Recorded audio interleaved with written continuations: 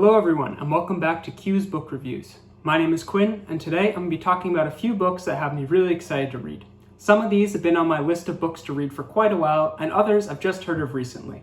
I've actually managed to pick up a few of these in the past few months as well, so this video is going to be a bit of a book haul too. I'd also say I'm the most excited I've ever been to read right now, and a good deal of that just comes down to having this list of incredible books that I want to get to. I also feel like I've read enough at this point where I'm confident to tackle some more difficult books without having their importance just fly right over my head. That's not to say I'm going to understand everything that these books are trying to say. I'm never going to be able to do that, but that's kind of besides the point. I actually feel myself rushing through some of the books that I'm currently reading just so that I'm able to get to these quicker, which maybe isn't the best thing, but hey. I'd also love to know what you're excited to read, so please let me know in the comments if there's any books that you really want to get to.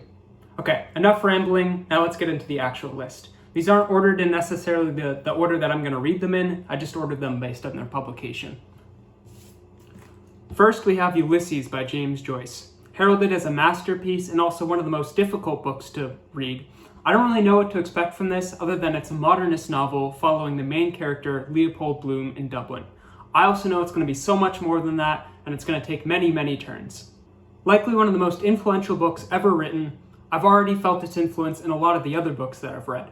And more than anything, I'm just hoping to see where those influences stem from. I'm actually not too familiar with modernist literature, so whenever I do read this, I'll likely do it with a companion of annotations, even if it just saves, a tiny percentage of references from going over my head. While I do really want to get to this book at some point, there's actually a few more modern novels that I really want to read that will probably serve as a better introduction to the genre.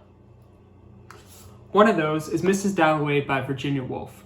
Another highly acclaimed modernist novel. This follows the titular character in a single day in her life. Written in a very unique way with a lot of stream of consciousness and fluidity of time. I'm excited to see what themes this book deals with and how it explores them. I'm also very interested in how we perceive daily life, and I'm hoping to gain some insight from this.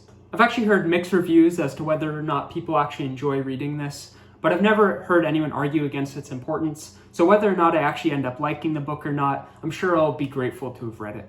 I'm also very interested by Virginia Woolf's other books, especially To the Lighthouse, but I feel like it's probably a smart idea to start with Mrs. Dalloway. Continuing in the line of modernism, next we have William Faulkner. A lot of what I've been reading recently, as well as watching, leads me back to Faulkner, so I'm excited to trace it back to its source. I read We Have Always Lived in the Castle by Shirley Jackson recently, and its portrayal of American decay really gripped me, something which is very much present in William Faulkner's American Gothic novels. Additionally, I watched the 2018 Korean film Burning recently, which I thought was incredible, and is actually inspired in part by one of Faulkner's short stories, Barn Burning. I have here both As I Lay Dying and The Sound and the Fury, and while I definitely want to get to both of these at some point, I'll probably start with As I Lay Dying, because I've heard it's a bit more accessible, and it actually just sounds more interesting to me anyways. Next we have Pale Fire by Vladimir Nabokov. Nabokov is best known for his disturbing account of pedophilic obsession in Lolita, which I do hope to get around to eventually, but I'm honestly not sure I'm prepared for that right now. Instead, it's his novel Pale Fire which really piques my interest. It's written as a commentary and a series of notes to a 999-line poem entitled Pale Fire. I've heard it blends both the world of the novel and the poem, and the structure is just so unique, I'm really excited to read it. I'm sure it's going to be one of a kind. Seeing as I'm just about to finish Gravity's Rainbow, soon it'll be time for me to begin another book by Thomas Pynchon, and I have two from which to choose. Those are Inherent Vice and V. Well, I'll probably end up liking V more, because everything I've heard about it is just incredible, and I think it's going to have a more compelling central mystery. I actually wouldn't mind a lighter, more straightforward Pynchon book that still retains its uniqueness, which is exactly what I expect Inherent Vice to be, so I'll probably start with that one. Next, we have a book that's been on my TBR forever, and I really just need to bite the bullet and read it. And that's 100 Years of Solitude by Gabriel Garcia Marquez. I've never heard a single bad word about this book, and in fact, it's actually many people's favorite book of all time. This book is the epitome of magical realism, and the characters and plot just sound so inventive, I'm really excited to read it. I've actually tried to spoil myself as little as possible and know as little going into it, so I expect myself to be quite surprised and moved when I do finally read it. Another book that I know I'll have to read at some point, but maybe I'm not quite ready for it, is Infinite Jest by David Foster Wallace. This cornerstone of postmodern fiction is a behemoth of the book, and it's loved by some and derided by others, so I know I'll need to form my own opinion on it. I actually know next to nothing about this other than it talks a lot about tennis and has footnotes for footnotes. That said, David Foster Wallace's perspective on society is so revealing and incisive, makes me really interested to read this. I think I'll actually read his first novel, The Broom of the System, before I attempt Infinite Jest to sort of ease my way into his writing. While I know The Broom of a System isn't a perfect book, I'm still very interested to read it. I read the short story The Soul is Not a Smithy by him recently and was blown away by it, so I'm anxiously anticipating reading more by him. After having finished White Noise by Don DeLillo a couple months ago, I'm eager to read another one of his books. While I'm just as excited to read his masterpiece Underworld, I think I have enough long books for the next little while, so I've set my sights on Libra. Chronicling the life of JFK's assassin, Lee Harvey Oswald, Libra presents a CIA conspiracy to kill the president. This sounds like it's going to be quite gripping, especially since the murder of JFK is truly one of the keystones of American history, which has never really fully been explained, so I'm excited to see how Don DeLillo treats it in this book. One of my more recent pickups, I have here Foucault's Pendulum by Umberto Eco.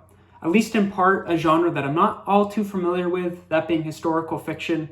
This book sounds like it's going to be quite a wild ride. Another one for which I think the less I know the better going in, so I can't quite give you a synopsis on the book, but I will read the quotes on the back because they're great. From the ever-swinging pendulum, the narrative, like an advanced computer program, multiplies, divides, proliferates, generates laws of series and endless cross-refers. Full of mental adventure, narrative suspense, great intelligence, and moral good humor. Foucault's Pendulum bridges high academicism and the tricks of popular fiction and offers to combine usually conflicting audiences. It's a museum, a numerological table, a toy box, a stained glass window, a silted up delta. Foucault zooms across continents, the centuries, in and out of the wisdom of Kabbalah and the occult, of physics, of computer technology, of political foresight and hindsight, of the social and sexual mores of the 60s and 70s Southern European intellectuals. That just sounds amazing. Apparently, there's probably going to be quite a few references to Italian culture that I'm not fully going to get, but I don't think it's going to affect my reading experience too much. So overall, I'm just really excited to eventually read this. Next up is The Secret History by Donna Tartt. This is sort of the dark academia book. And while I'm actually a fan of a lot of the sources that they usually draw from, such as Shakespeare and philosophy, among other things, I actually have yet to try to get into the genre. I do kind of have some hesitation in starting this book, because I feel like I'm probably not going to like it as much as I ought to, but so many people love this book, and for good reason, that I'm hoping to be proven wrong and find a new favorite. Again, I'll read the blurb on the back of the book to give you an overview of what it's about. Under the influence of their charismatic classics professor, a group of clever, eccentric misfits at an elite New England college discover a way of thinking and living that is a world away from the humdrum existence of their contemporaries. But when they go beyond the boundaries of normal morality, they slip gradually from obsession to corruption and betrayal, and at last, inexorably, into evil. Again, I've heard fantastic things about it, and if I'm ever to get into dark academia, this is the one to start with. Finally, I want to mention 2666 by Roberto Bolaño. Let me just start by saying how incredible this cover is. This is another postmodern, encyclopedic novel, which I guess has kind of become my thing lately. Again, I think it's one of those books that'll be really hard to sum up, but from my understanding, it's a book that brings together a variety of characters in the fictional Mexican city of Santa Teresa and its string of unsolved disappearances of women. I'm very excited to see how this book unfolds, and I think it has the potential to become a long-term favorite. My only hesitation, it is like a 900-page book, which is very long, might be the longest book I've ever read, so hopefully I'm able to keep up with it.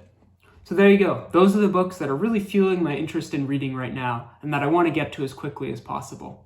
As I've said, I actually am really quite a slow reader, so if I'm not posting videos on here about what I've read recently, chances are I'm in the middle of one of these big books. But I'm sure I'll have a lot of things to say about them, so if you're at all interested in hearing what I think about them, please do be sure to subscribe. This really is just the tip of the iceberg, and I'm sure there are still so many great novels that I haven't heard of. So if you have any recommendations for me, please let me know. And again, if there's any books that you really want to get to, please leave them in the comments.